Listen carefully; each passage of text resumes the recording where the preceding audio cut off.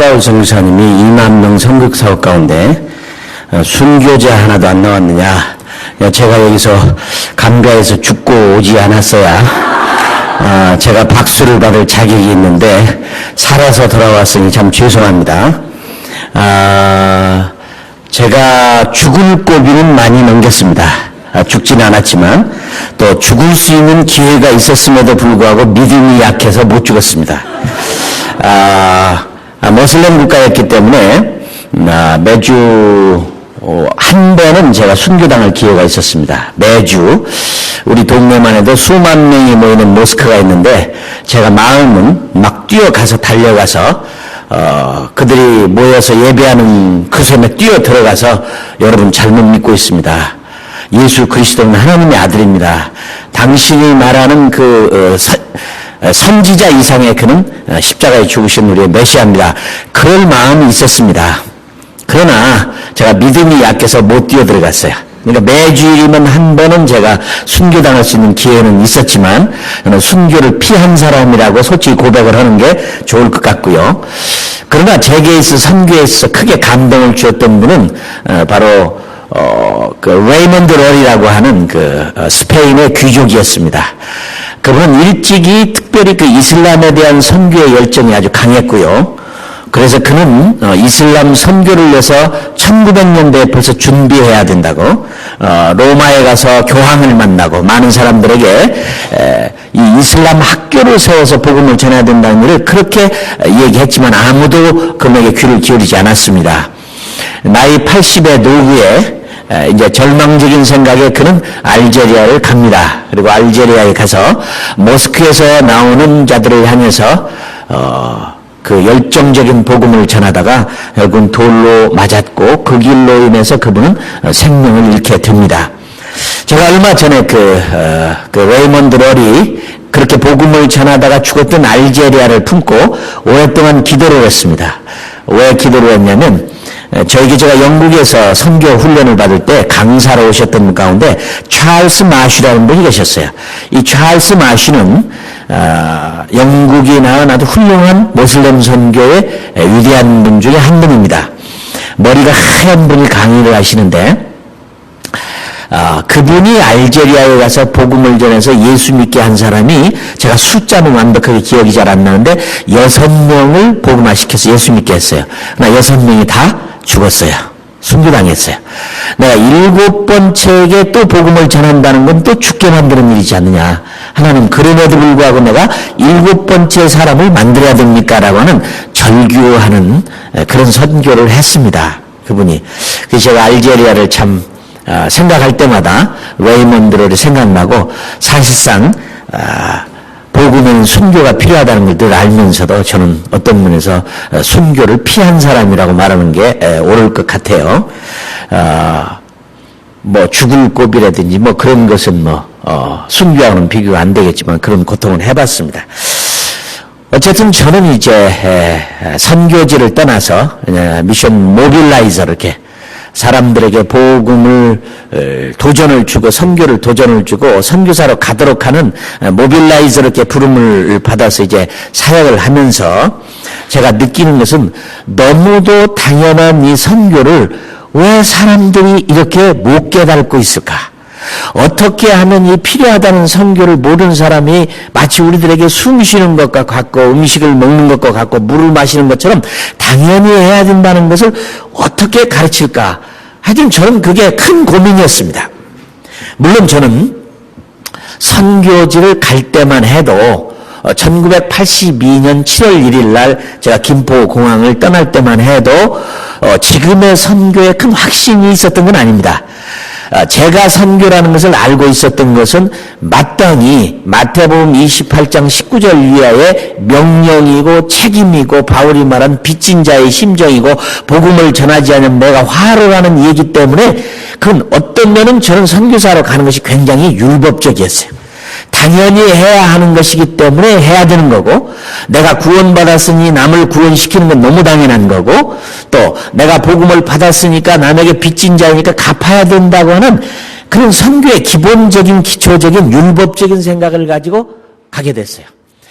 제가 이 김포 공항을 떠날 때 이 선교사의 제 마음을 들여다보면은 여러분 생각에는 사자 같은 믿음을 가지고 아프리카를 갔으리라고 생각을 하겠지만 제 안을 들여다보면 불안, 초조, 걱정, 근심 이런 거 외에는 아무것도 없었어요. 평화도 없었고 없었습니다. 제 안에는 불안, 초조 그런 걸로 전부 있었어요. 왜냐하면 아프리카는 한번 가본 적도 없었고 또 제 생각에는 그때 지금도 아프리카에 가면 타잔이 있는가 아니면 지금도 가면 식인종이 있는가 저는 이제 병으로 고생도 많이 한 사람인데 아프리카는 병의 천국이라고 하는데 내가 병으로 죽지 않는가 이런 생각을 다 가지고 저는 아프리카를 가야만 했습니다. 그런데 제가요, 아프리카를 갈 때 포기하지 않은 게 있어요. 아무리 다 포기해도 저는 조국에 돌아올 생각은 못했어요. 식구들을 다시 본다는 생각도 안 했어요. 한국 음식을 먹는다는 생각도 전혀 하지 않았어요. 이제는 그야말로 포기라고 하는 모든 것을 이 기법한 상태에서 저는 이제 가게 됐는데, 근데 재미있는 생각은 제가 그런 생각이 들더라고요. 그래도 아프리카에 가면 바나나는 있겠지. 근데 하필이면 제가 갔던 감비아는 바나나도 먹기 힘든 그런 땅에 갔습니다. 있는 것보다는 없는 것이 많다고 하는 그런 땅에 간 게 참 저에게는 얼마나 도움이 되는지. 그러나 저는 감사한 것은 그 없는 땅 감비아 땅에서 제가 하나님의 비밀을 발견한 거예요. 그렇게 잘 모르고 갔던 선교가 무엇인지의 선교의 실제를 제가 감비아에 가서 알게 됐어요. 하나님이 말씀을 통해서 얼마나 많이 열어주는지 어느 날 내가 무릎을 꿇고 기도하기를 하나님 써먹지도 못하는 거 이렇게 많이 나에게 보여주시고 알게 해주시면 뭐합니까? 나눠야 될 거 아닙니까? 그랬더니 하나님이 그 기도를 들으시고 저를 모빌라이즈로 만들었어요. 그러니까 왜냐하면 제가 감비아 땅에서 그들에게 할 수 있는 일은 단순한 복음을 전하는 거였어요. 그렇죠? 단순한 복음이었어요. 하나님의 아들 예수 그리스도가 이 땅에 오셔서 여러분의 죄 때문에 십자가에 죽으시고 그 피를 흘리셨고 그 보배로운 피를 믿으면 여러분의 죄 사함을 받고 그 십자가의 고난에 동참할 때 당신은 하나님의 아들과 상급과 영원한 하나님의 나라가 있습니다를 증거하는 것 외에는요 더 이상의 설교를 할 수가 없었어요. 너무 단순하게 사는 사람들에게는요 설교조차도 어려웠어요. 저는 그들은 이해를 못해요. 우선은 여러분 숫자의 개념이 그 사람들은 없었습니다. 별로. 숫자 색깔도요 5가지밖에 없어요. 자기의 생일을 아는 사람은 한 사람도 없었고 자기의 나이를 아는 사람도 없고 날짜가 무슨 일인지도 아는 사람도 없었고 저는 전기가 없는 동네에서 일하다가 전기가 없는 동네에서 끝나서 왔어요. 제 인간적인 소원이 있었다면 저는 선풍기 한번 돌려보고 내가 선교하는 거. 제가 더위를 많이 타는 사람이거든요. 그런데 하나님이 저를 아프리카에 보냈어요. 그러니까 저는 선풍기를 한번 돌릴 수만 있었으면 선교를 2배로 잘했다고 생각해. 근데 어떤 분이 저한테 그래요. 내가 선풍기 사드릴 테니까 가지고 가세요. 그래요. 그래서 그 집사님한테 그랬어요. 집사님 선풍기가 없는 게 아니고 꽃꽃을 전기가 없습니다. 네, 그랬어요. 근데 결국은 저는 전기가 없는 지역에서 일하다가 전기가 없는 지역에서 떠나왔어요. 그럴 기회가 저는 없었습니다. 그런 심플한 속에 들어가서 하나님은 심플한 것이 아닌 것을 보여주기 시작했어요. 성경을 뚫어보이게 하나님께 가르쳐줬어요. 여러분들 제가 그런 얘기를 할 시간이 없습니다만 하나님은 보여주시고 듣게 하시고 만져서 기적을 보게 하시고 기적 속에 살게 하시고 사도행전을 보여주시고 말씀을 보여주셨어요. 그런데 그래서 하나님 왜 나한테 이렇게 과분하게 필요 없는 것을 이렇게 많이 주십니까? 그렇다면 이것을 나눌 수 있는 기회를 주셔야 되지 않겠습니까? 그랬더니 하나님은 그 기도를 들으시고 저는 이렇게 모빌라이즈로 온 세상을 돌아다니는 사람을 하나님이 만드셨어요. 저는 그걸 확신합니다. 근데 선교를 잘 모르는 제가 의무감이라든지 책임감이라든지 명령이라든지 빚진 자라든지 전하지 않으면 화로라고 하는 기본적인 율법적인 생각들이 저를 가게 만들었어요. 그러나 거기에 가서 느낀 것은 그게 아니라고 하는 것을 너무 느끼게는 사도 바울이 느끼고 감격하고 깨달았던 그 선교를 제가 알게 됐어요. 그러니까 저는 선교를 잘하고 못한 것에 물으면 할 말이 없어요. 저는 잘한 게 없어요. 그러나 저는 선교가 무엇인지를 깨달은 것만으로도 엄청나게 기쁨이 있어요. 근데 제가 많은 사람들에게 다니면서 이렇게 복음을 전하고 선교를 도전을 주는 이 모빌라이즈를 일하면서 물론 제가 답답해서 미션 파서블이라는 책도 쓰고 그다음에 무릎으로 열방을 품는 이 무릎 선교사에 대해서도 책을 쓰기도 하고 뭐 이런 책을 썼던 것은 어떻게든지 알고 하나님이 보여주신 이 비밀을 나누고 싶었는데 제가 저만 그런 줄 알았어요. 그런데 역시 선교를 하시는 분들은 이 깊은 비밀을 깨달았다는 걸 제가 알게 됐는데 영국에 있을 때 제가 책 한 권을 우연히 제가 읽게 됐는데 그 내용이 바로 그분도 성경 창세기에서 계시록까지 쓰여 있는 이 흐름이 무엇이냐? 그게 선교라고 하는 것을 어떤 분이 그럴지도 몰라요. 선교사니까 보이는 게 선교밖에 없겠지. 그죠? 제가 러시아에 갔는데 러시아에서 경상대학의 그 경제학 교수가 와서 강의를 하는데 성경 전체는 경제적인 책이라고 얘기를 하더라고요. 그분의 얘기를 들으니까 정말 맞더라고요. 그러니 내가 선교사니까 선교밖에 안 보이겠지라고 말할지 여러분은 모르겠습니다. 어쨌든 여러분에게 판단은 가지야겠죠. 제가 그 책을 읽을 때 내가 너무 놀랐어요. 아, 이렇게도 성경을 보는 거구나. 이번에 선교 한국에 제가 참석할 수 있는데 밥 쇼그렌이 그분이 강의를 한 제목이 그렇죠. 이제 Unveiled at Last라고 하는 드디어 열렸다. 모든 것이 세상 말로 말하면 이제 보여졌다, 폭로가 됐다. 그런 얘기가 되겠죠. 그래서 나는 제일 먼저 그분 강의를 듣기 전에 그분이 쓴 책을 제가 가서 사서 읽어봤습니다. 참 동일한 얘기를 하고 있다는 것을 제가 느끼게 됐는데 저도 여러분들 가운데 그런 밥 셔그렌이 봤던 Unveiled at Last, 드디어 모든 것이 다 알려졌다고 하는 그런 의미를 똑같이 여러분이 느끼기만 한다면 여러분도 선교의 비밀을 알게 되고 그 일을 하리라고 생각합니다. 그러나 아마 그러겠죠. 이 북가주가 여기에 모인 분들만 있는 게 아니겠죠. 엄청나게 많지만 이걸 주최하신 분들은 막 어떻게든지 이 북가주 교회를 깨워서 선교하려고 하는 그런 의도에서 하셨겠지만 아마 일부러 안 오시는 분들도 계실 거예요. 왜냐하면 내가 혹시 거기에 갔다 선교사로 잡혀가는 거 아니냐. 이런 두려움. 그러니까 선교는 모든 사람이 일단은 두려운 거더라고요. 두려워요. 무서워하고 나하고는 상관이 없었으면 참 좋겠고 특별한 사람들에게 주어진 거고 나하고는 아니고 특별한 목사님 하나님의 비전으로 주시고 은사로 주시고 하나님 특별히 명령하시고 환상을 보시고 음성을 들으시고 그런 분들만 하는 것이지 선교가 모두가 하는 건 아니라고 그렇게 자유하시는 분이 너무 많다는 걸 제가 알게 됐어요. 두려운 거예요. 저는 그래서 많은 분들에게 1차적으로 그런 말을 해요. 걱정하시지 말라고. 안 가신다고는 여러분을 절대로 하나님이 잡아가시지 않는다고. 낚시질을 해가고 너 걸렸으니까 넌 가야 돼. 그러시는 분이 아니라는 거죠. 근데 제가 느낀 것은 뭐냐면 성경이 이렇게 말씀하죠. 진리를 알지니 진리가 너희를 자유케 하리라. 근데 선교를 아시는 분들은 선교에 대해서 자유를 합니다. 그러나 선교가 무엇인지를 모르는 분들은 항상 부자유한 거예요. 자유함을 못 누려요. 왜? 그 선교가 무엇인지, 진리가 무엇인지 모르기 때문에 불안한 겁니다.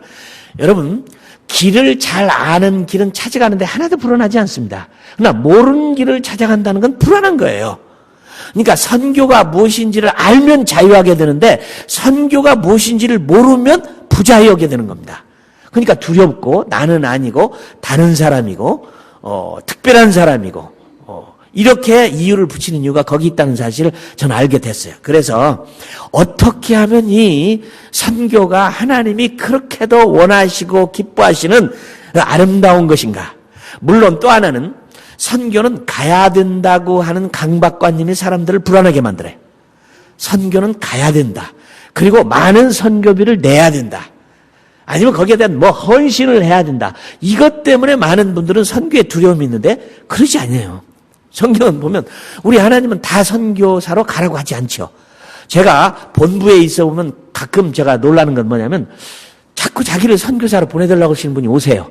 그래서 내가 상담을 해보면 이분은 가야 할 사람이 아니에요. 안 갔으면 좋겠는데 자꾸 가려고 그래요.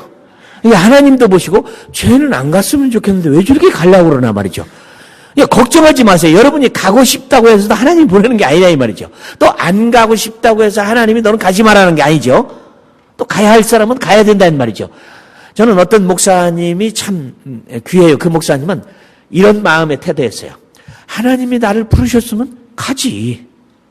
안 부르셨으면 안 가는 거지. 그게 어떤 것인지 나 정말 알고 싶다. 그래서 그분은 선교 훈련에 참여를 했어요. 다 풀로 참여를 하고 열심히 참여를 하고 기도를 했는데 결국에는 그 마치고 난 다음에 나는 아니구나. 나는 보내는 자로서의 목회자로서 불렀구나. 그리고 그분은 보내는 목회자로서 선교를 하는 일에 얼마나 열심을 내는지 몰라요. 그렇습니다. 하나님이 우리를 불안하게 만들기 위해서 말씀이 있는 게 전혀 아니라는 거죠. 근데 밥 쇼그랜이 얘기한 것처럼 창세기에서 계시록까지 그분은 이미 선교는 하나님이 다 이렇게 어떤 면에서 veiled 했다. 덮어주고 감춰져 있었다. 맞습니다. 감춰져 있었다는 거죠. 근데 구약에서는 신기하게 선지자들에게는 다 보여줬어요. 선지자들에게는 열어줬어요. 다른 일반인들은 전혀 모른다고 해도 선지자들만큼은 기가 막히게 모세를 비롯해서 말라기를 쓴 선지자까지 시작해서 선지자들은 정확하게 성경을 읽을 때 단 한 권도 빠지지 않고 이미 선교를 깨달았어요. 그러면 어떤 분은 그럴 수 있어요. 그러면 레위기가 선교를 말하고 있느냐? 예, 레위기가 선교를 말하고 있다는 거죠. 자, 누가복음 성경을 하나 찾아봅시다. 누가복음 24장 44절을 말씀으로 제가 한번 보겠습니다. 누가복음 24장 44절. 제가 그냥 읽을 테니까 들으세요.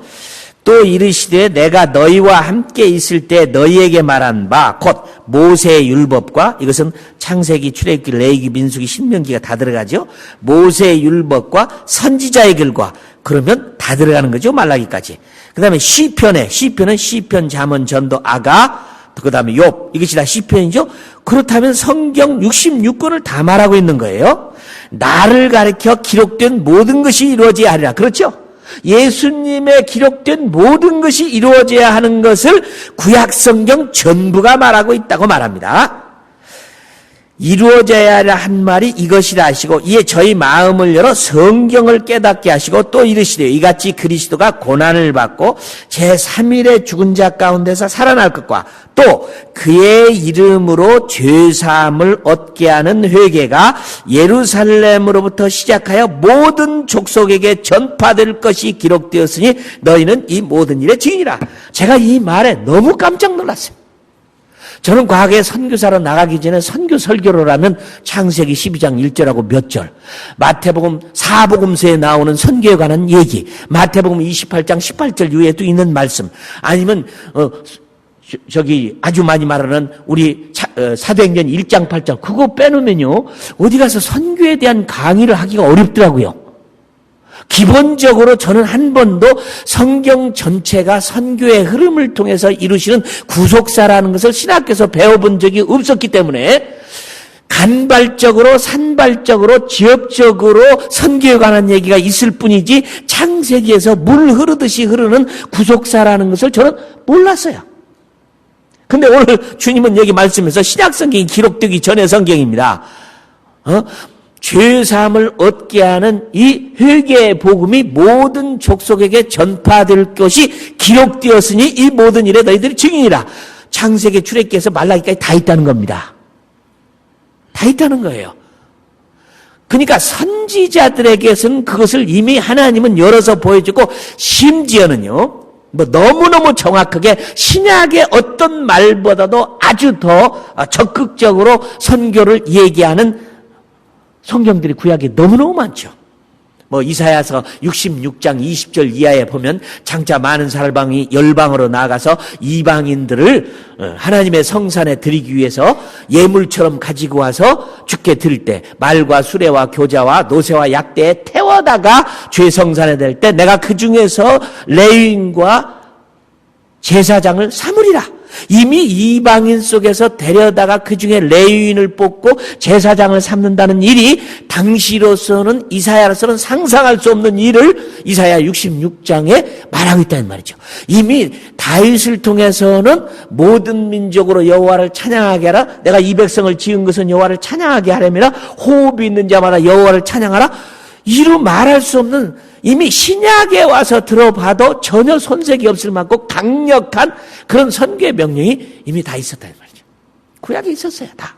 근데 우리는 그걸 못 본 거예요. 실감적으로 느끼지 못한 거예요. 그러나 재미있는 것은 구약 선지자 가운데 유일하게 선교를 모르는 선지자가 있다면 요나입니다. 참 신기하죠. 왜 다 알았는데 요나만 몰랐을까요? 어쨌든 하나님은 그게 표본으로 남겨놓은 것 같아요. 모든 선지자들이 선교에 대해서 기가 막히게 잘 알았는데 요나만 그건 몰랐어요. 요나는 끝까지 모릅니다. 아주 끝까지 몰라요. 근데 요나서를 통해서 구약에서 우리에게 주는 현대적인 선교의 이런 예언적인 것이라고 하는 사실에 대해서 많은 사람들 그렇게 많이 별로 못 깨닫고 있는데요. 이것을 기가 막히게 대변해 준 게 누구냐면 바울입니다. 바울인데요. 이 바울은 선교를 뭐라고 표현하느냐면 미스테리라고 표현해요. 비밀이라고 표현했어요. 비밀이라고. 그런데 신약 성경에는 이 미스테리라는 말이 11번을 사용해요. 예수님이 1번 사용하고 요한이 2번 사용하고 바울이 나머지의 8번을 미스테리라는 말을 사용하는데요. 우선은 에베소서 가운데에서 사도 바울이 3장 1절부터 자기가 그리스도의 비밀을 깨달은 것은 이 비밀은 이방인이나 유대인이나 함께 하나님의 자녀가 되는 것이요 하나님의 상속자가 되는 것이요 함께 약속에 참여한다는 그 비밀이란 말로 말을 해요. 그러니까 선교는 비밀을 깨달은 사람이 하는 거란 말입니다. 그러니까 안 하는 이유가 뭐였느냐? 그 하나님의 말씀의 비밀이라는 것이 내 영혼에 와서 터치가 안 일어나는 겁니다. 터치가 아니라는 것. 여러분 재미있는 것은요. 이 터치란 말을 제가 이제 이 모빌라이저로 일하면서 느끼게 되는 게 뭐냐면 아무리 좋은 말을 해도 그분들에게 그 하나님의 말씀이 내게 와서 닿지 않는 한 역사가 안 일어난다는 거죠. 왜 교회를 그렇게 10년, 20년, 30년 다니고도 왜 변화가 없느냐? 그 말씀이 자기 영혼의 터치가 아니라기 때문이죠. 이 말을 과거에는 이제 신학적으로는 레마라고 사용을 했어요. 레마라고. 근데 요즘에 그 레마라는 말을 잘 사용하지 않는 이유는 그 레마라는 단체가 끼친 좀 좋지 못한 영향들 때문에 별로, 그렇죠. 그래서 쓰기를 부끄러워서 않지만 원래 쓴다는 말은 하나님의 말씀이 내게 와서 이렇게 터치가 일어난다. 그래서 요즘에는 영어로 그냥 터치라고 그래요. 터치란 말을 영어로는 또 딴 말로는 임팩이라는 말을 사용해요.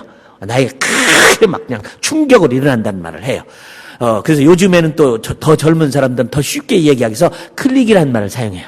이 마우스가 이렇게 말입니다. 웹사이트에 들어가서 이렇게 그 아이콘이 가르친 데 딱 누르면 클릭이 쫙 되면 뭐 쭉 일어나는 것처럼 이게 바로 이게 안 일어나는 거죠. 선교라고 하는 것이 목사님들이나 장로님들이나 성도들에게 클릭이 안 되는 거예요. 좋은 거네. 그거 해야지. 그럼 우리 교회가 하겠지 뭐. 내가 안 해도 어느 사람이 하겠지. 나는 아니겠지. 뭐 나 같은 사람이 무슨 선교로 부름 받았겠느냐. 특별한 사람이겠지. 믿음 있는 사람이지. 부름 받은 사람. 요렇게 해서 자기에게 전혀 타치가 안 일어나는 겁니다. 그러니까 아무도 안 하는 거예요. 이런 선교 대회라는 이 무브먼트가 있는 이유는 뭐냐면 어떻게든지 선교 강사님들을 모셔다가 목사님이고 장로님이고 성도들에게 선교가 틀림없이 해야 된다고 하는 그런 변화가 일어나기를 기대해서 하는 게 이거 아닙니까? 그렇죠. 선교 한국이라든지 한국에서 아니면 얼마나 대회라든지 아니면 자마라든지 이런 모임이 단 한 번이라도 강사님들을 통해서 그 말씀이 저희들에게 큰 임팩이나 터치나 아니면 클릭이 일어나서 선교해야 된다고.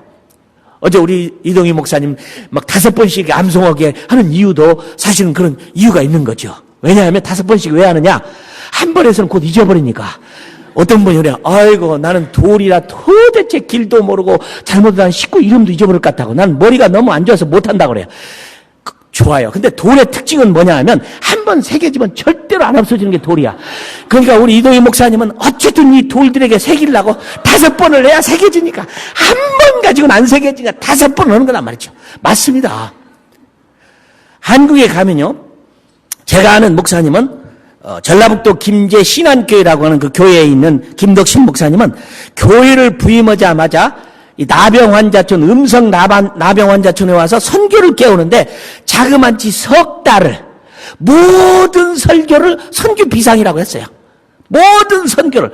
나중에 막 지친 거지, 그냥. 장로님 와서 그랬다는 거 아니에요? 목사님, 이러시다가는 쫓겨날 수 있습니다. 그래서 제가 이삿짐을 아직까지 안 풀었는데요. 그랬다는 거예요. 뭐 새벽이고 아침이고 점심이고 새벽기도 석 달을. 그랬더니 그 장로님이 나중에 오셔서 그러면 목사님 말씀만 하지 말고 좀 합시다. 그래서 선교가 시작됐어요. 아마 제가 아는 대로 전 세계에서 그만큼 선교하는 교회, 작은 교회로서 없습니다. 그 교회는요, 제가 3일 동안 훈련을 시키고 교인을 몽땅 털어봐야 366명인데 366명에게 주일학교 어린아이들까지 선교지를, 미전도 종족을 하나 품고 평생 기도하게 다 선서를 하고 약속해서 임명을 해버렸어요. 너는 무릎 선교사다. 어제 우리 목사님처럼 여러분 너무 신사적으로 그냥 5번 하고 끝낸 게 아니고 여기는 앞에 불러서 당신은 무슨 종족을 품은 선교사로 임명합니다. 그래서 임명장을 다 줘버렸어. 그러니까 주일학교 아이들도 그거 임명장 갖다 집에 붙여놓고 싫든 좋든 하루에 2번씩 자기 종족을 내서 열심히 기도하는 거야. 어떻게 생긴지도 모르지만. 뚜아렉 하나님 뚜아렉 돌봐주세요. 뚜아렉 선교사 보내주세요. 뚜아렉 복받게 해주세요. 뚜아렉에 복음 듣게 해주세요. 그렇게 하는 거예요.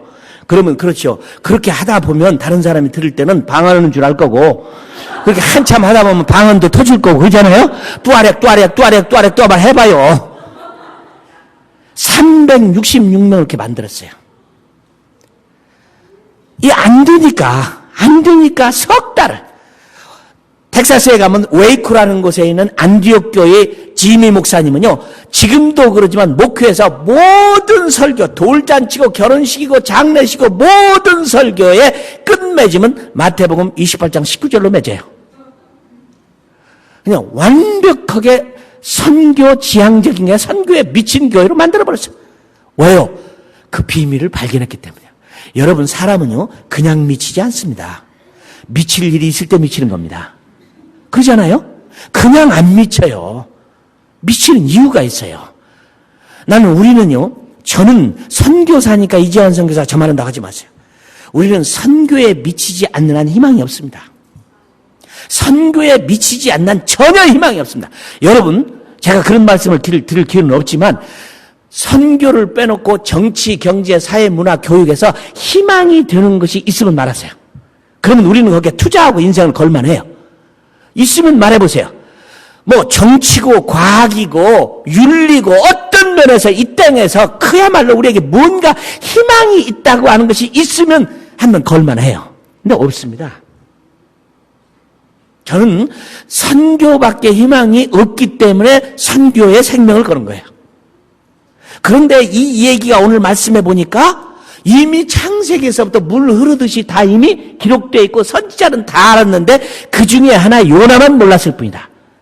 예수님은 나에 대해서 기록한 것이 이루어져야 되는데 모세의 글부터 시작해서 선교가 다 있다. 오늘 누가복음에는 다 기록되어 있다.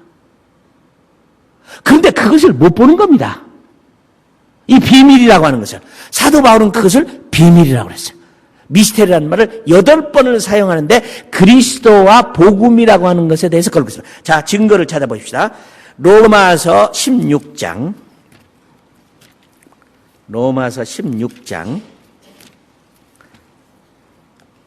25절을 한번 보십시다. 25절, 26절을 한번 봅니다. 사도 바울이 로마서를 쓰고 난 다음에 쓰는 말입니다. 나의 복음과 예수 그리스도를 전파함은 영세전부터 뭐 했다가?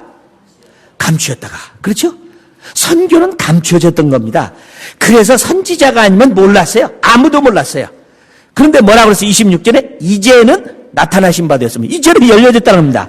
그러니까 맙샤그레니 하는 말이 unveiled at last. 드디어 드러났다. 이렇게 표현한 겁니다. 난 그분에 동의했어요. 어떤 학생이 오더니 저한테 한국 때려요. 선교사님이 말한 것하고 똑같이 하네요? 오히려 그래야 되겠죠. 저분이 이 얘기하는 것처럼 똑같이 성사님도 그러네요? 이래 얘기했죠. 그죠? 나는 이렇게 쓰면 좋겠어. 여러분이 얘기하는 것처럼 제가 똑같이 하네요? 이래야 되지 않겠어요? 이래야 세상은 변한다 말입니다. 누구만 특정히 알고 있으면 안 돼요. 그런데 오늘 말씀해 보니까 이제는 나타나신 바 되었으며 영원하신 하나님의 명을 조차 선지자들의 글로 말미암아. 왜요? 선지자들은 다 말했죠? 알았기 때문에. 모든 민족으로 믿어 순종케 하시려고 알게 하신 바 무엇이? 뭐라고 써 있어요? 그 비밀의 계시를 조차된 것이니. 사도 바울은 비밀의 계시를 여기에서 미스테리라는 말을 사용합니다. 숨겨져 있었다는 거예요. 그러니까 여러분들은 오늘 여기 오셔서 선교라는 것이 특별한 지역에 특정적으로 몇 단어에 있는 게 아니라 몇 문장에 있는 게 아니라 예수님이 말한 대로 성경 전체의 흐름이로구나. 이 비밀을 깨달으셔야 목숨을 걸고 이런다 이 말입니다. 여러분, 사도 바울이 왜 그렇게 목숨을 걸고 그 일을 갔을까요? 엄청나게 고난당했죠. 줄이고 목마르고 헐벗고 매맞으며 정처가 없고 40의 감한 말을 내가 4차례 맞으면 195대를 맞았습니다. 위험 줄이고 목마르고 헐벗고 파선하고 기품에서 내가 일주야를 보내고 이런 고통이라는 사람이 당하는 모든 언어를 다 모아놨어도 그 후회하지 않냐고 그 길을 간 이유는 하나님의 비밀을 알았기 때문입니다. 여러분, 영화의 끝장면을 본 사람은 주인공이 고난당해도 걱정 안 합니다. 그죠? 사도 바울은요, 하나님의 비밀의 끝장을 아는 사람이죠. 그래서 그는 살기보다도 죽기를 훨씬 더 원하는 사람이에요. 그 비밀을 알았기 때문입니다. 제가 호주에서 이 미션 파서블을 가지고 요나선교학교를 했는데 이 고신층 목사님인데 은퇴를 하신 목사님 오셨어요. 끝난 다음에 저들을 뭐라고 하냐면 그래요. 이재원 선교사님, 이제야 그걸 가르쳐주면 어떡합니까? 그죠? 은퇴하신 목사님이세요. 혹시 계시면 용서하세요. 다 그러셨겠지만, 은퇴하신 목사님이 평생의 성경 강해를 하고 한 번도 선교 강해를 안 하시고 마치신 분도 계시다 이 말이죠. 오늘 이런 분을 가서 특수 은사를 받으신 분이다라고 그렇게 그냥 농담으로 감히 얘기를 해요. 왜요? 왜 그게 안 보이셨을까? 오늘 성경에는 바울은 말하기를 이게 다 비밀이고 다 드러났고 다 일렸어요. 에베소서를 보십시다. 3장을 한번 봅시다. 에베소서 3장 1절부터 제가 한번 보겠습니다. 이러함으로 그리스도 예수의 일로 너희 이방을 위하여 갇힌 자 된 나 바울은 너희를 위하여 내게 주신 하나님의 그 은혜의 경륜을 내가 들었을 터이라. 곧 계시로 내게 비밀을 알게 하신 것은 내가 이미 대강 기록한 것 같으니 이것을 읽으면 그리스도의 비밀을 내가 깨달은 것을 너희가 알 수 있으라. 이제 그의 거룩한 사도들과 선지자들에게 성령으로 나타나신 것 같이 다른 세대에서는 사람의 아들들에게 알게 아니하셨으니 그러나 원문 성경에 보면 내가 이 말하는 이 비밀은 그게 6절이 나옵니다. 영어로는 The mystery is that 그러고 나와요. 이는 미스터리는 이방인들이 복음으로 말미암아 그리스도 예수 안에서 함께 후사가 되고 함께 지체가 되고 함께 약속에 참여하는 자가 됩니다. 이 복음을 위하여 그의 능력이 역사하시는 대로 내게 주신 하나님의 은혜의 선물을 따라 내가 일꾼이 되었느라. 얼마나 선교사가 된 거 기뻐하는 거 보십시오. 모든 성도 중에 지극히 작은 자보다 더 작은 나에게 이 은혜를 주신 것은 측량할 수 없는 그리스도의 풍성을 이방인에게 전하게 하시고 영원부터 만물을 창조하신 하나님 속에 뭐했던? 감추었던 비밀의 경륜이 어떠한 것을 드러내게 하시며. 그러니까 사도 바울은 그가 깨달은 선교가 하나님이 창세전부터 이방인에게 나가서 구원시키려고 하는 사실은 요나서의 계시 비밀이에요. 이것을 숨겨 있다가 때가 돼서 드러났는데 그것을 자기에게 보여줬다는 겁니다. 제가 이 선교를 알고 나니까 그렇게 고마울 수가 없더라. 제가 의무로 한 게 아니구나. 이게 책임이 아니구나. 명령이 아니구나. 이게 마땅히 나에게 전했으니까 빚 갚는 것이 아니구나. 그 이상의 의미가 있었던 것은 바로 이 선교라는 비밀을 알게 된 것입니다.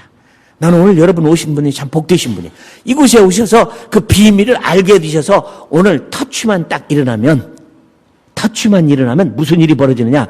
여러분 미켈란젤로의 그림 가운데 아담의 창조라는 그림을 아세요? 미켈란젤로가 홀딱 벗고 이렇게 있죠? 이렇게 있으니까 하나님도 홀딱 벗은 몸으로 나타나셔서 이렇게 손가락이 달까마는 그런 그림이 있잖아요. 이게 미켈란젤로가 그린 아담의 창조라는 그림입니다. 이게 다면 어떻게 되죠? 아담이 생명이 되는 거죠. 그게 터치라는 겁니다. 그러니까 이 선교라는 것이 이번 선교를 통해서 저는 기도한 것은 이 북가주 선교대회가 모든 성도와 목사님, 장로님들이 이 선교라는 터치만 일어나면 돈이 문제가 아니죠. 돈이 문제가 아니죠. 여러분, 선교는 돈이라고 생각하는 무거운 것 때문에 많은 목사님들이 교회가 무서워서 못하죠. 못하죠. 맞습니다. 근데 선교가 돈이 아니라는 걸 보여주기 위해서 주님은 뭐라고 했느냐면 돈주머니 가져가지 말라고 하지 않습니까? 두 벌의 신벌을 가져가지 말라고 하지 않습니까? 그런데 놀라운 것은요, 미국에서 선교를 제일 잘하는 그 웨이코의 안디옥 교회는요, 작년까지만 해도 선교사 한 달에 500불씩 지원하다가 올해부터는 하나도 안 해버려. 너희들이 알아서 해라. 얼마나 멋있어요. 나도 지금 컴미션을 하면서 우리 선교사들의 몇 달 동안 내가 선교비를 좀 떼먹고 안 보내볼까 하는 생각을 가지고 있어요. 안 가면 그들은 난리가 나겠죠. 야, 큰일 났네. 이렇게 정규적으로 오든 돈이 왜 하느냐 그러겠죠. 그러면 그때는 죽으라고 하나님만 바라보지 않겠어요? 저는 저를 파송한 교회가 딱 한 교회, 한국에서 부자교회였습니다. 굉장히 부자교회입니다. 서울에 있는 교회가. 나 하나쯤 선교를 못하겠느냐? 내가 그 교회를 그렇게 믿고 갔어요. 근데 저를 파송한 그 교회가 제가 떠난 다음에 문제가 생겨서 15년 동안 선교비 2달치밖에 못 받았어요. 2달치밖에. 난 그 교회가 제가 미워서 하는 얘기가 아닙니다. 너무 고마워요. 지금도 내 사랑해요. 너무 감사해요. 그렇게 해줌으로 말미암아 제가 하나님만 의지하는 선교를 했어요. 내가 그거 잘 왔으면 그거 바라봤겠죠. 난 너무 고마워요. 그렇게 해준 게 지금 생각하니까 얼마나 천만다행인지. 그래서 저도 우리 선교사들에게 몇 달치 한번 내가 떼먹어볼까 하는 생각을 해요. 그래야 하나님만 한번 의지하게. 왜요? 선교는 하나님이 하신다고 그랬지 돈 하나님이 책임진다고 그랬지 안 했습니다. 여러분, 나병 환자촌에 교인이 200명밖에 안 되는 교회가 선교사를 7명 파송하고 망할 것 같죠? 묘한 일이 벌어지더군요. 묘한 일이 벌어져요. 안 망해요. 안 망해. 그분이 그 교회에 올 때 그 교회에 그 동네에 봉고차가 한 대밖에 없었대요. 지금은 그 교인들만 가지고 있는 자동차가 300대래요. 제가 복 받으려고 선교해라. 난 그렇게 말하고 싶진 않아요. 그러나 선교하면 하나님이 책임지는 건 너무 당연한 거죠. 물론 바른 선교를 의미하는 거죠. 자, 이러다가는 오늘 공부 다 못 마칠 것 같은 생각이 드는데요. 자, 페이지를 한번 보면은 제 2번을 보세요. 앞에 건 제가 했고, 구약에서 강한 선교적 예언이라는 건 물론 아브라함을 통해서 이미 열국의 아비가 되라고 그랬죠. 그렇죠? 그러니까 이미 하나님은 창세기 12장에서부터 선교를 시작하고 그 전부터 시작한 건데 아브라함을 불러서 선교를 시작합니다. 그런데요, 아브라함과 하나님께 맺은 언약이 뭐냐 하면 네가 열국의 아비가 되라는 겁니다. 너로 인하여 모든 민족이 복을 얻으리라. 여러분, 아무리 하나님과 아브라함과 맺은 언약이지만 선교라는 매개체가 없으면 실현이 불가능합니다. 그렇죠? 아브라함하고 맺은 언약이지만 선교라는 매개체가 없으면 실현 불가능해요. 그러니까 당연히 우리는 선교하는 것은 하나님의 예언을 성취해 주는 거예요. 그죠? 그러니까 하나님의 예언을 성취해 주는 게 선교입니다. 그분이 하신 말씀을 이루어줘야죠. 우리를 통해서 이루어지는 거죠. 출애굽기에서 이스라엘의 약속 19장 5절 6절에 보면 거룩한 나라와 제사장을 삼는다고 그랬죠. 이거 이미 물어볼 것도 없죠. 이사야 66장이나 요나서의 선교적 이해나 요엘서를 통해서 오순절이 온 거나 시편에서 선교의 목적이나 아가서와 신부신학이라고 하는 거. 그렇죠? 우리를 신부를 삼으시고 주님은 신랑이 되셔서 그 예수님이 오시는 거. 사실은 선교는 그분의 오시는 길을 예비하는 게 선교예요. 그분의 오시는 길을 예비하는 게 선교예요. 내가 진실로 속히 오리라. 왜 못 오셨어요? 선교가 안 됐으니까 못 오시는 거죠. 신랑은 신부를 얼마나 기다립니까? 신부는 신랑을 얼마나 기다립니까? 어린 양의 혼인잔치를 기다리는 거잖아요. 우리가 그날을 기다리는 거죠. 그러니까 예언의 성취가 선교죠. 그러니까 선교 안 해도 되는 교인은 죄송해요. 비성경적일 뿐만 아니라 비복음적이라고 말해도 답변할 말이 없죠. 없죠. 교회가 선교를 하지 아니하면 그것은 비복음적이에요. 당연히. 왜요? 성경의 흐름조차가 주님은 다시 오시는 것이고 신부된 우리는 그분을 기다리는 것이고 그분은 오시는 길을 예비하는 것이 뭐냐? 예언을 성취하시는 것이고 복음을 땅까지 전하는 거죠. 그 숫자가 되어야 주님 오시는 거 아니겠어요? 예. 그 다음에 신약의 예언의 성취와 진행을 보면 아브라함이 계속해서 일어나는 것은 마태복음 1장 1절을 보면 아브라함과 다윗의 자손 예수 그리스도의 계보라. 아브라함은 죽을 수가 없어요. 계속해서 하나의 모델이 되고 샘플이 되는 거죠. 그 다음에 이제 출애굽기 19장 5절 6절과 이사야 66장 20절 21절이 이 베드로전서에 우리는 택하신 족속이요 거룩한 나라요 왕 같은 제사장이라는 것으로 이루어지는 장면을 보면 구약과 신약은 별개의 책이 아니죠. 별개의 책이 아니죠. 한 책이죠. 똑같은 책이죠. 이게 이루어지는 거죠. 당연한 거죠. 요나의 얘기가 구약에서만 있던 얘기가 아니라 예수님은 내가 너에게 보여줄 표적은 요나의 표적밖에 없다. 그렇게 많이 행한 모든 기적 가운데 주님은 내가 보여줄 표적은 요나의 표적밖에 없다. 요나의 표적에는 두 가지 의미가 있죠. 하나는 예수님이 십자가에 죽으시고 3일 만에 부활하신다고 하는 의미를 보여주는 것이고 그 부활을 통해서 요나가 니느웨에 가서 복음을 전했을 때 그들이 다 회개하고 돌아와서 생명을 얻었다는 선교의 얘기죠. 그러므로 선교보다도 더 큰 기적은 없습니다. 그죠? 왜요? 오병이어에 물고기 2마리와 보리떡 5개로 5,000명이 먹고 12광주리가 남았는데 그 사람들이 그 기적의 떡을 먹고 지금도 살아있습니까? 죽었잖아요. 나사로가 죽었다 살아났지만 지금까지 살아있습니까? 죽었잖아요. 어떤 기적을 다 경험하고도 그들 다 죽었어요. 그러나 요나가 가서 그들에게 회개의 복음을 전하고 복음을 전한 사람은 영생을 얻은 거 아니에요? 생명을 얻은 거 아니에요? 이거보다 더 큰 교직이 어디 있습니까? 여러분, 암이 나았다. 죽을 자리에 살아났다. 제가 얼마 전에 어떤 분이 암이 걸렸는데 기도를 해달라고 해서 갔습니다. 신방을 갔어요. 그래서 내가 그분에게 그런 얘기 했어요. 죄송합니다. 저를 용서해 주시고 내가 너무 심한 말을 하면은 그냥 잘 사귀시고 좀 잘 들어주세요. 왜 병이 나으시려고죠? 뭐 때문에 제가 기도해야죠? 나으면 무엇일래요? 또 돌아가실 건데 기도하면 뭐합니까? 나으면 뭐합니까? 어차피 이 나으신 다음에 5년이나 10년이나 20년을 얼마 있다 또 죽을 텐데 나아야 할 이유가 뭡니까? 이만큼 사셨으면 뭐 가면 안 됐습니까? 그렇게 얘기를 했어요. 난 특별한 이유를 발견하지 못하면 기도 못 하겠습니다. 그랬어요. 근데 제가 돌아온 다음에요. 그분이 다른 분한테 그랬대요. 야, 나 진짜 목사 만났다. 그리고 그분이 생각했어요. 내가 살아야 할 이유가 뭐냐? 내가 예수를 정말 잘 믿고 있느냐? 나 때문에 다른 사람이 예수를 잘 믿고 있느냐? 우리 식구를 다 구원했느냐?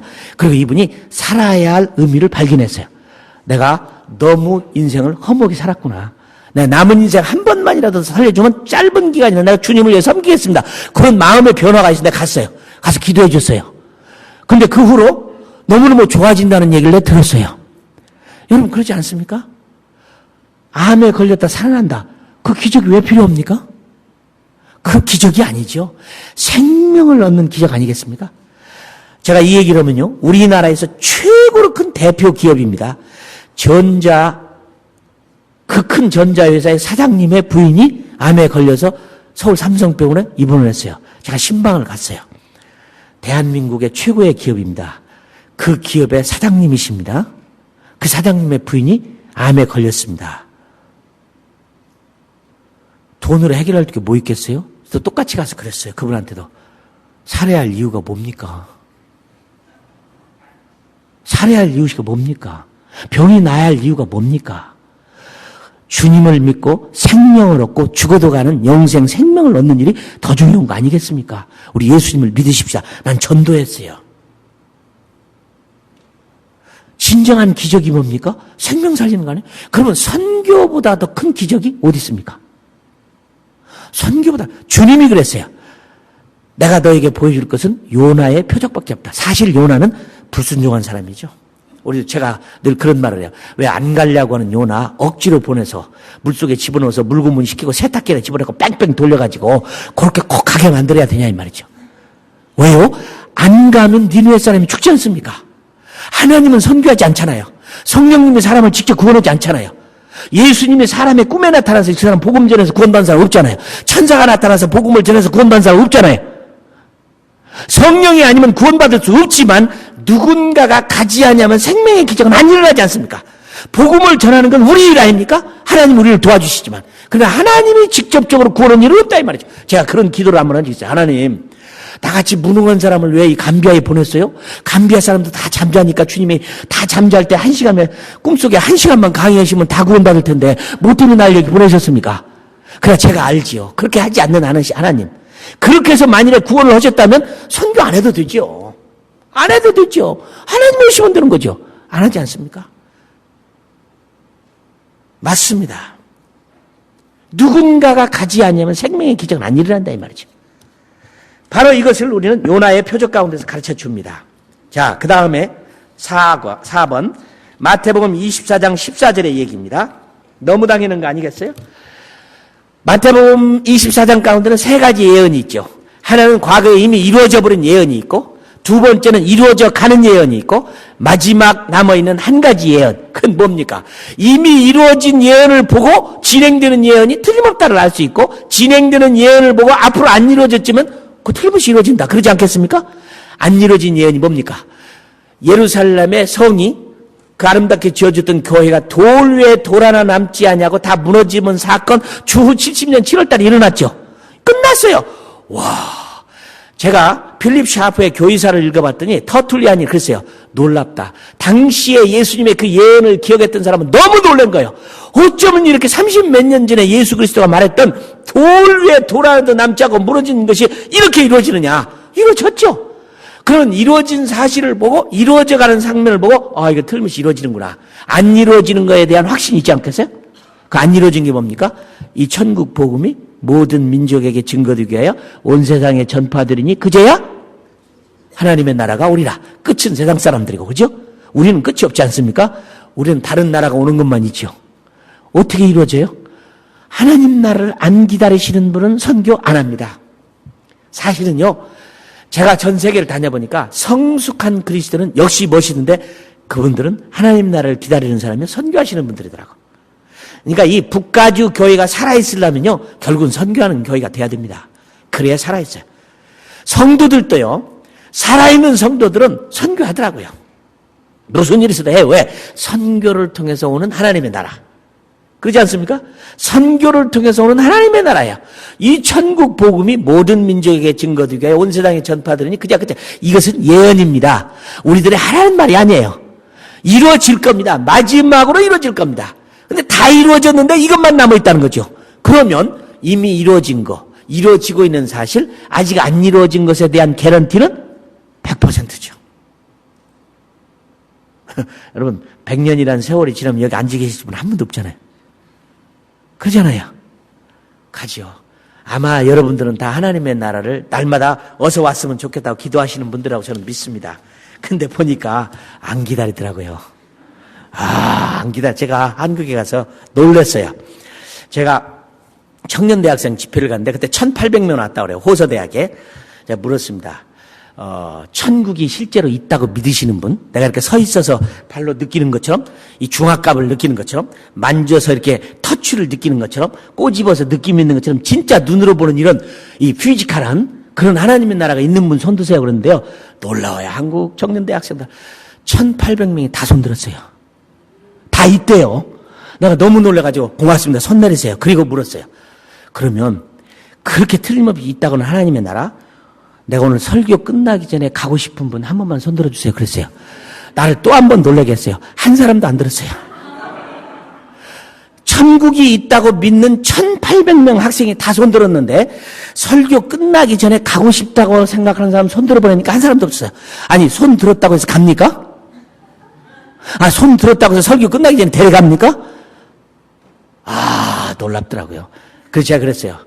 가고 싶지도 않는 하나님의 나라를 왜 믿습니까? 그랬어요. 가고 싶지도 않는 하나님의 나라. 난 가고 싶어요. 일부러라도 저는 날마다 하나님 빨리 와서 나 가게 해주세요. 그래요. 제가 농담으로 그래요. 혹시 제가 없어지면 휴거당한 줄 아시라고. 자격은 없지만 그렇게는 하고 싶어요. 휴거를 당했으면 좋겠어요. 네. 왜? 별로 죽는다는 게 별로 그렇게 느낌이 별로 그러잖아요. 좋은 일이지만 하나님 그랬으면 참 좋겠어요. 그렇습니다. 선교는요, 종말을 준비하는 사람들의 마땅한 신앙의 원칙적인 삶입니다. 그렇죠? 그 예언이 이루어져야 돼요. 근데 그 예언은 나를 통해서 이루기를 원하세요. 그래서 선교사님들이 가는 거예요. 나는 선교사님들이 둘 중 하나라고 생각합니다. 미쳤든지 제정신이든지 둘 중에 하나라고 생각해요. 선교사들은. 제가요, 한 번 정말, 제가 감동을 받은 것은 웨스트 파푸아에 가가지고 헬리콥터를 빌려 타고 제가 정탐을 갔을 때예요. 물론 저도 선교사였지만 제가 그 헬리콥터를 타고 사람을 찾기 위해서 아주 낮게 떠가지고, 어느 강가에 내렸습니다. 헬리콥터를 강가에 내려서 거기 있는 종족들을 만났는데요. 이 옷을 홀딱 벗고 있더라고요. 실 오락이 하나 거치지 않고 칼 들고 창 들고 있는 사람을 처음 봤어요. 여러분, 아직도 그런 곳이 있다는 것을 여러분 아세요. 지금 소위 포스트 모더니즘, 현대 후기라고 하는데 그 사람들은 현대가 뭔지도 몰라요. 그죠? 들어가지도 않았는데 우리는 현대 후기래요. 그죠? 그런 사람을 내가 만났어요. 더 놀라운 것은 그곳에 선교사님이 있는 걸 보고 놀랐어요. 남자아이 둘과 여자아이 하나, 5 식구가 정글에다 집을 지어놓고 신발도 신지 않고 살더라고요. 나 눈물이 확 쏟아지더라고요. 야, 카나다에서 오신 분인데 이 사람이 미친 사람이든지 제정신인 사람이 둘 중에 하나다. 하나님의 나라가 없으면 여기로 오겠느냐? 그러죠? 여러분, 하나님의 나라가 없으면 왜 순교를 하고, 하나님의 나라가 없으면 왜 헌금을 하고, 하나님 나라가 없으면 왜 여기로 오세요?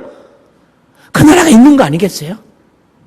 세상을 포기하겠다는 거 아니에요? 이 짧은 세상을 내가 포기하고 영원한 하나님의 나라를 바라보겠다. 바울이 그거 한 거 아닙니까? 나를 위하여 영광의 면류관이 준비했다. 그러니까 사도 바울은요, 남이 모르는 이 선교의 엄청난 비밀을 깨달은 겁니다. 이 비밀을 깨달으니까 그는 다 싫은 거예요. 우리가 아직 그 하나님의 비밀, 이 선교라는 비밀을 깊이 몰랐기 때문이에요. 난 그 말에 동의해요. Unveiled at last. 야, 드디어 드러났다.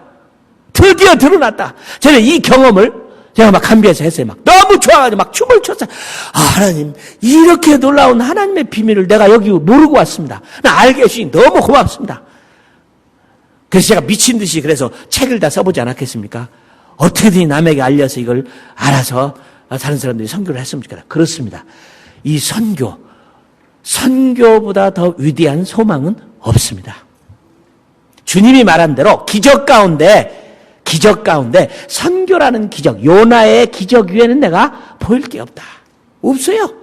왜? 다른 기적은 뭐가 있습니까? 돈 많이 버는 기적? 혼정은 돈 다 날아갈 거죠.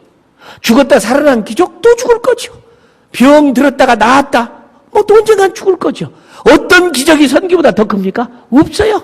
난 사람을 일어나서 다른 사람이 생명을 얻어서 영생을 얻었다. 이거보다 더 큰 기적은 없죠. 전혀 없죠. 그런데 이것이 결국에는 창세기 때부터 흐르고 있는 전체 하나님의 말씀의 실현이라는 거죠. 어떤 선교사의 한 간증이나 설교를 듣고 선교에 도전을 받아 선교를 하는 게 아니고 성경에 기록된 대로 제가 감비아에서 어느 날 우리 집 아이를 태우고 가는데요. 우리 집 아이가 뒤에서 그래요. 아빠 뭐 하시는 거예요? 앞자리 비었는데 사람 태우고 전도해야지요. 내가 우리 집 아들 부끄러워갖고 사람을 태우고 전도를 했습니다. 근데 이 사람이요, 재밌어요. 예수 믿는데요. 그래서 어떻게 믿냐? 모슬렘이래요. 왜 모슬렘이냐? 그러니까 자기 부모님이 모슬렘이니까 자기도 모슬렘이래요. 우리 집 아이가 뒤에 있다 하는 말이 그거 이상하네. 나는 우리 아빠 엄마가 선교사이기 때문에 예수 믿는 게 아니라 성경이 하나님의 말씀이라 나는 믿는데 나 그 말 듣고 되게 섭섭하더라고요. 아니, 나 때문에 예수를 믿었다고 해야지. 내가 선교사 아버지 어머니인데 나 때문에 예수를 믿는 게 아니고 성경이 하나님의 말씀이기 때문에 믿는다는 거예요. 섭섭하기는 했지만 확실하더라고요. 그러지 않습니까? 누구의 설교 때문에 감동받아서 간증 때문에 선교를 가는 게 아니고 사도 바울이 깨달았던 이 미스테리라고 하는 이 비밀, 과거에는 숨겨 있어서 모든 서지자는 알았지만 그중에 요나도 몰랐는데 요나가 몰라서 끝까지 불순종하지 않습니까? 그러나 그 선교의 비밀을 알아서 사도 바울은 미스테리 8번을 사용해서 그 비밀을 깨달아서 난 사실은 나는 죽고 싶다. 오죽 하나님 나라를 가고 싶은 사도 바울은 시집 안 간 처녀 남녀들을 모아놓고 내 임박한 진노를 인하여 너희들이 미리 말하는데 시집장가 안 가는 게 좋겠다. 여러분 그 말 듣고 신세 망친 사람이 한둘이었겠어요?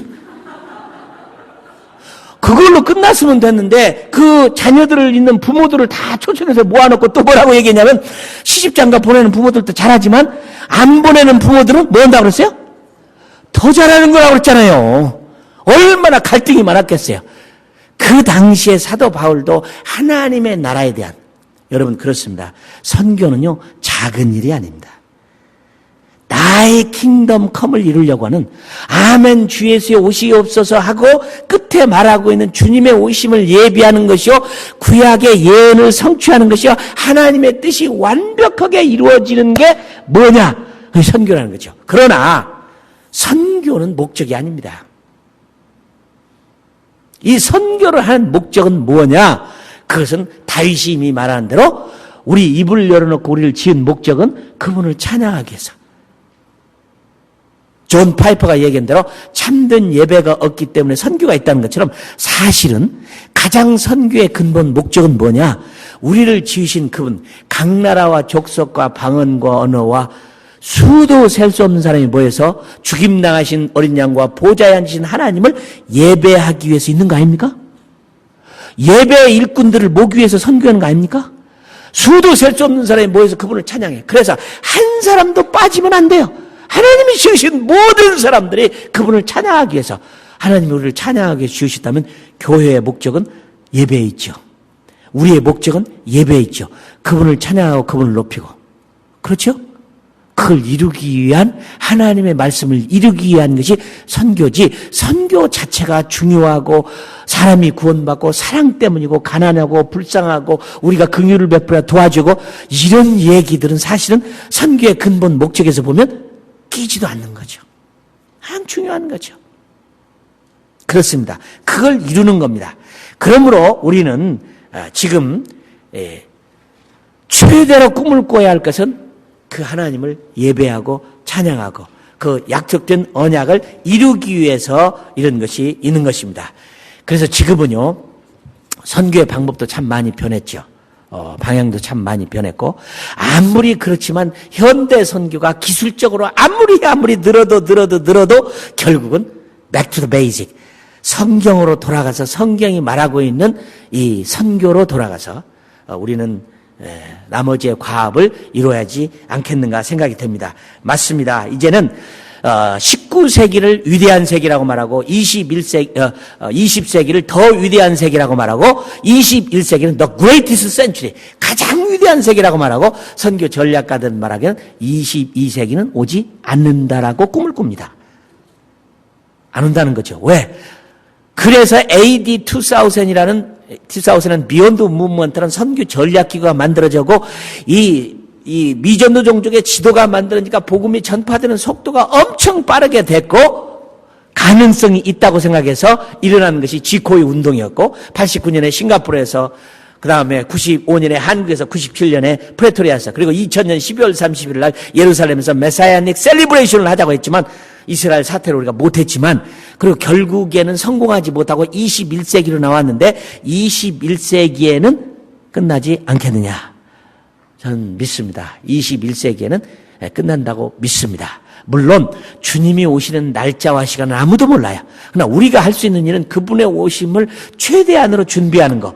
이것이 오늘 여기 모인 여러분들이 우리가 해야 할 과업이라고 생각합니다. 그러니까 이런 사실을 알고 나면요, 선교사 하겠느냐 안 하겠느냐의 싸움이 아니에요. 너무 아름다운 이 일을 위해서 내가 무엇을 할 것인가? 보내는 선교사가 될 것인가? 가는 선교사가 될 것인가? 당연한 거죠. 우리 주님은 너무도 오시고 싶어 하세요. 사실은 컴이라고 하는 선교단체에 컴이 왜 됐느냐고 자꾸 묻는 분이 있는데 어떤 분은 요즘 컴퓨터 IT 산업 때문에 닷컴 해서 컴이냐? 아니에요. 나의 킹덤 컴, 주님이 가르친 주기도문 가운데 어서 오시옵소서. 그러죠? 나라의 임하오시며 Come Lord Jesus, 주여 어서 오시옵소서. I'll come soon. 내가 속히 오리라. 네가 이 잔을 먹고 이 떡을 먹을 때마다 주의 죽으심을 오실 때까지 전하느냐. Until He comes. 그분이 오실 때까지 come. 그 다음에 우리가 복음을 땅끝까지 다 전하면 and then the end will come. 복음을 다 전하면 더 끝이 온다. 그렇습니다. 오시는 겁니다. 그분의 오심을 준비하는 게 선교예요. 그러니까 선교하지 않은 사람은 하나님 나라에 갔을 때 유구무원이라. 너 나를 위해서 뭐 했니? 그래서 아무 일도 안 했네요. 그러면 안 되겠죠. 그러므로 저는 이 북가주 이번 선교 대회가 북가주에 계신 우리 목사님들이 이 얼마나 뜨거운 열정으로 이것을 해야 된다고 하는 것 때문에 이렇게 많은 돈을 들여서 저는 한다고 믿습니다. 때로는 저는요, 두렵더라고요. 목사님들이 힘들고 바쁘고 어려운데 많은 돈을 들여서 이 선교 대회를 한다고 하는데 내가 가서 한마디 하는 이 말이 이거 얼마짜리냐 이거. 정말 가서 내가 중요한 말을 여러분들에게 해야 되는데 어떻게 해야 될 거냐. 그게 저에게 아주 무거운 것으로 제가 다가왔어요. 그렇지 않습니까? 여러분이 오늘 정말로 이 터치가 일어났다면 참 재미있어요. 이 터치가 일어나지 않으면 아무 소용이 없어요. 그래서 교회를 10년, 20년, 30년 다니던 터치가 안 일어나는 사람은 절대 변화가 아니라. 그러나요? 예수 믿는 첫날 갔다가 터치가 일어났다면 그날 하루에 그냥 다 이루어져 버리는 거예요. 이러는 거예요. 나는 여러분들의 그런 이번 대회를 통해서 그런 역사가 일어나길 바랍니다. 질문 2분 남았어요. 저는 시간을 잘 지키기로 유명한 사람인데 딱 2분 남았는데 2분의 질문이 있으면 제가 1분 질문하고 1분 대답하면 되겠네. 자, 없으면 기도하고 마치겠습니다. 하나님, 그렇습니다. 주님은 우리들에게 모든 걸 알게 하셨습니다. 모든 걸 보여주셨습니다. 66군 성경의 선교의 흐름을 통한 구속사를 보여줬습니다.